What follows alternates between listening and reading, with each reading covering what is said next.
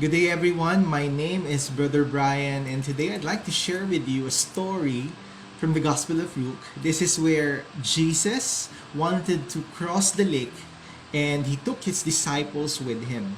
So they got on a boat, and then they went off to the other side of the lake, where all of a sudden there was this storm that came upon them. So this storm had big waves, it had strong winds, and I want you to understand that the disciples, some of them were fishermen. So mga sanay itong mga to, sanay ito sumabak sa bagyo, sanay ito maglayag, kumbaga, pero they were scared kasi nga sobrang lalaki ng winds. They feared for their lives. So what they did, they woke up their master, they woke up Jesus, and told their master, Lord, you have to wake up, mamamatay tayo dito, lulubog ang barko. So what Jesus did, he stood up, he woke up, and then he rebuked the winds, and then it stopped.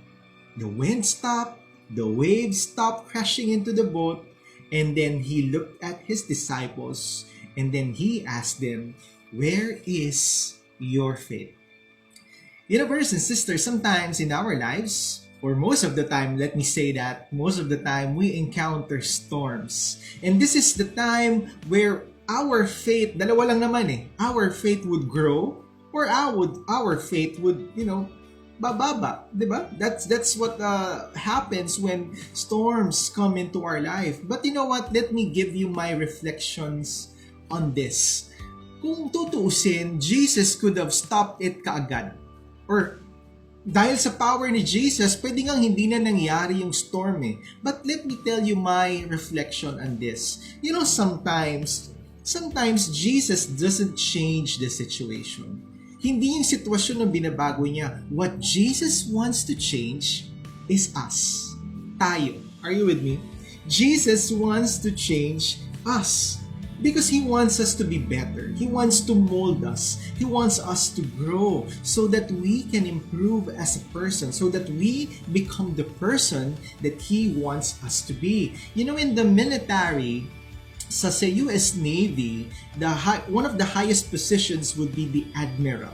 Okay. Ngayon sa Army, ang tawag dyan is generals. You know, in the Marines, ang tawag sa kanila general. Pero sa Navy, ang tawag is Admiral. Ngayon, for you to become an Admiral minimum, you must have 20 years of experience, 20 years of service, 20 to 30 years. Now, you would see mostly itong mga admirals na ito, they would have yung mga medals dito, which would prove that, it's a sign of bravery, ingenuity, skills. Yung mga nakalagay na yan dyan, may katumbas lahat yan. Now, you would also notice na itong mga admiral na ito, they've been to battles, they are battle-tested, battle-hardened. Tapos may kasabihan tayo sa Tagalog, sabi nila, ang sundalo habang nasusugatan, lalong tumatapang.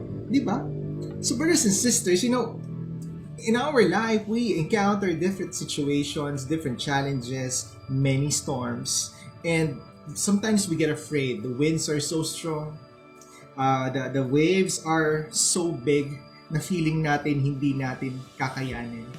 And you know what? Jesus wants us to be admirals. He wants us to be battle-tested, battle-hardened. He wants us to take on the storms in our lives. But, sometimes we feel na hindi natin kakayanin. But, let me, refresh into your minds what God said sa Isaiah chapter 41 verse 10. Ang sabi ng Panginoon, so do not fear, for I am with you. Do not be dismayed, for I am your God. I will strengthen you and help you. I will uphold you with my righteous right hand. So brothers and sisters, kahit dumadaan ka sa ganitong mga pagsubok, dumadaan ka sa mga storms ng buhay mo, ang Diyos hindi nawawala. He is always with us. So huwag kang matakot. But He wants you to grow in these storms. He wants you to be better in these storms. True success is about growth. And when I talk about growth, I'm talking about growth in our skills, growth as a person for us to be better. And second is that He wants us to grow in our faith. So that, brothers and sisters, again, at the end of the day, God wants us to flourish. God wants us to bear fruit so that we may bring glory to His name. Again, my name is Brother Bryan, and I'd like to invite you to the Feast Solenad Nuvali live streaming every 9 a.m. Abangan niyo po yan so that if you have been blessed by this message, definitely you will be blessed more when you watch our live streaming videos. So with that, God bless everyone. I hope to see you there.